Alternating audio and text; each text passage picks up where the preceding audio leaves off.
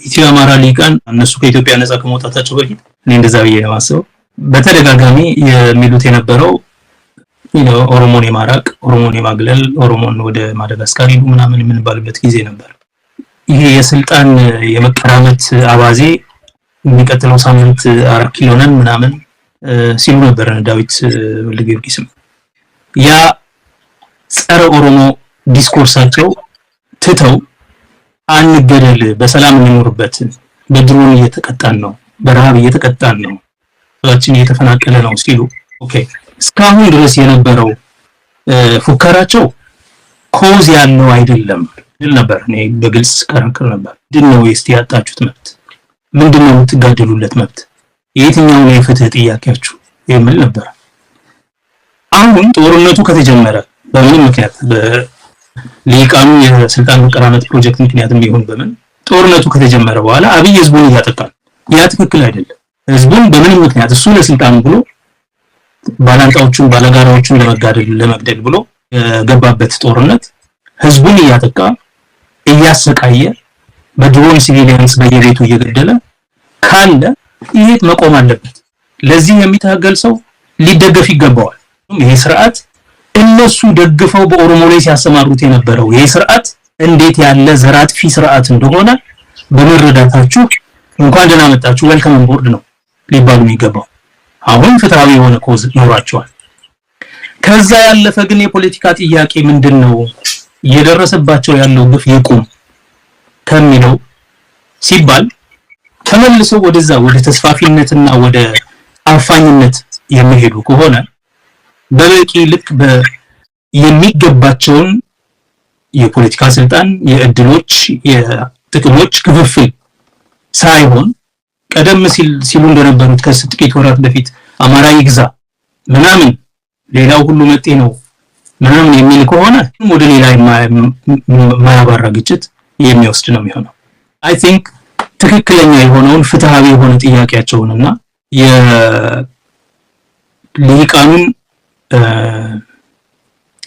ትርፍ ንግግር ኤክሰስ ማለት ነው መለየት ያስፈልገናል። ይሄ በሌሎች መብት ላይ ሊጫማ የሚፈልገው ትርፍ ንግግር በገደብ ሊያዝ ይገባል፣ እንዲቆም ሊደረግ ይገባል። ፍትሃዊ የሆነው እኔ ሁሌም ነው የኢትዮ አማራ ሊቃን በአማራ ክልል ላለው ጭቁን አማራ ተከራክረው አያውቁም። ድንበር ዘለል የሆነ ሌላ ቦታ ያለን አማራ እንደ ምክንያት እያደረጉ እዚህ ተጠቃ እዛ ተገደለ እንትን የደም መሬት ምናምን እያሉ በሙሉ በሰው ክልል ውስጥ የበላይነትን ለመያዝ የሚፈልግ ቴንደንሲ ስላላቸው ይሄ ቴንደንሲ ያውን በውሸት እየፈበረኩ ሳይሞቱ ተገደልን እያሉ ብርሃኑ ጁላ እንኳን እንደዛ እስኪያላግጥባቸው ማለት ነው። ይሄ ትክክል አይደለም ስንል ነበር። በእንደዚህ አይነት በምንም ኮዝ ሳይኖር ስልጣን ለመቀራመትና የብሔር ብሔረሰቦችን መብት ለማፈን ብቻ ሲባል ወይም በእነሱ ላይ የበላይነት ለመኖር ሲባል የድሮ አይነት ስርዓት ለመመለስ ሲባል ብቻ የምታደርገው ትግል ሄዶ ይሄ መንግስት ይወድቃል። ከህዝብ ጋር ነው የምትቀረው። ከሚቀረው ህዝብ ጋር ስትናከስ እንድትኖር ነው የሚያደርግህ። ስለዚህ ይሄ ትክክል አይደለም ነው የምንለው። ድሮም እንደዛ ነበር የምንለው፣ አሁንም እንደዛ ነው የምንለው። አሁንም ተመልሰው ለመጀመሪያ ጊዜ በክልሉ ውስጥ ላለ አማራ መናገር ሲጀምሩ ትክክል ነው ሰየው ብለናል። መሞት የለበትም፣ መራብ የለበትም፣ መፈናቀል የለበትም፣ የድሮን ሰለባ መሆን የለበትም። ምን በደልና በአገሩ የሚኖር ምስኪን ገበሬ ማዳበሪያ ተከልክሎ ይሄ መሆን የለበትም ብለናል። ይሄን ስንል ፋኖን ደገፋችሁ ምናምን የሚል የብልጽግና ጫጫታ አለ። ከፋኖ ጋር ከኔ በላይ ሲከራከር የኖረ ሲሞገት የነበረ ሲሰረደብ የነበረ ሰው የለም ማንም። ይሄን የጎንዮሽ ጠብተው ምናምን እስኪባል ድረስ ምክንያቱም የኔ ችግር መዋቅራዊው የሆነው የዛ አገር የኃይል ተግባር the structural violence በእነዚህ ሰዎች ነው እየተገለጸ ያለው። ትግራይ የወሰደው እኮ የነሱ ስትራክቸር ነው። ከምንም በላይ እሱን እኮ ማኒፑሌት ያደረገው አብይ እና ይሄን ቡድን ለማገዝ ወይም ከነሱ ጋር የተለየ ቁርኝት ስላለን አይደለም። ማንኛውም የፍትህ ጥያቄ ፍትሃዊ የሆነ ክርክር ግን ሊደገፍ ይገባዋል። ማንኛውም ኢፍትሃዊነት ደግሞ ሊረገም ሊኮነን ይገባዋል። ስለዚህ በአማራ ክልል በንጹሃን ላይ እየደረሰ ያለው ግፍ መቆም አለበት።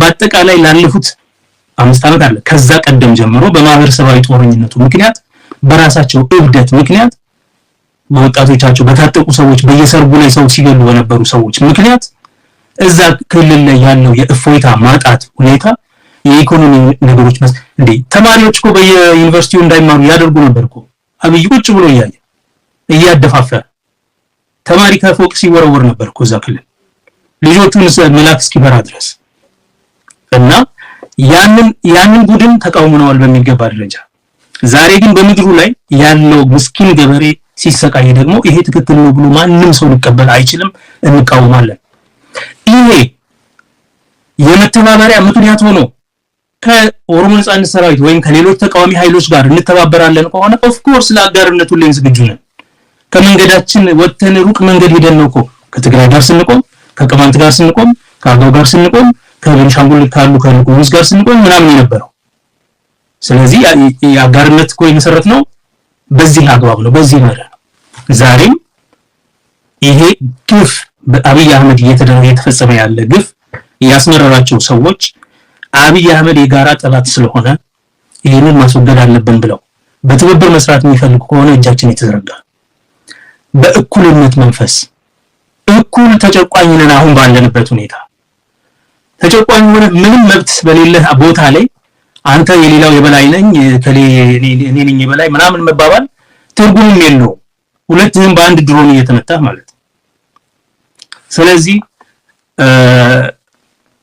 በዚህ አግባብ በእኩልነት እንተጋገዝ አትሊስት በአጋርነት እንቁም አንዱ ለሌላው ሊታገል አይችልም ኦብቪየስሊ ግን በአጋርነት እንቁም የሚባል ከሆነ ፋይን ይሄንን የሚያደናቅፍ ተግባር ግን አሁን የምታየው ከዚህ በፊት ለረጅም ጊዜ የነበረው የተስፋፊነት ተግባር አለ ደራን ማስመለስ ናዝሬተኛ ነው በፈንታሌ በኩል ከረዩ ላይ የሚፈጽሙት ደባ ቦሴት እነዚህ ቦታዎች ላይ የነበረው ነገር አውራ ጎዳና የሚባለው አካባቢ ስሙ ቀይረው የወረዳው ይሄ መንግስት ነበር የሚያደርገው ያብይ መንግስት የሚያውቃል የክልሉ መንግስት የሚያውቃል የኦሮሚያ ክልል ውስጥ ገብተው ታፔላ ቀይረው ሲሄዱ ነፃ ሰዎችን ሲገሉ ይሄ መቼም ቢሆን ሊያስታርቀን አይችልም ይሄንን ማቆም አለባቸው ይሄ ፍትሃዊ የሆነውን የህዝቦች አጋርነትና ትብብር የሚጎዳ የጸረ ፋሽስት ትግሉን የሚጎዳ ነው የሚያዳክም ነው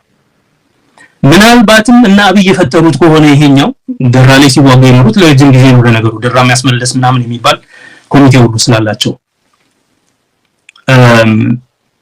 ምናልባት እዛ ስለተዳከሙ እዚህ ጉልበታቸውን ለማሳየት ከሆነ በምስኪን ገበሬ ላይ ይሄ የትም የሚያደርስ ነገር አይደለም ይልቁኑ ግን እንደዚህ አይነት እርምጃ መውሰድ ለአብይ ጥንካሬና እድሜ የሚሰጠው ነገር ነው እንጂ የሚጠቅም ነገር አይደለም ይህን ስርዓት ፋሺስት ሬጂም ስለሆነ የአብይ ሚስሩል መወገድ አለበት ይሄን ለማስወገድ የሚተባበር ማንም ኃይል ካለ መተባበር ያስፈልጋል ከዛ በኋላ መብቶቻችንን ጥቅሞቻችንን ጥያቄዎቻችንን በተገቢው አግባብ ሁሉን አካታች በሆነ የሽግግር ሂደት ስርዓት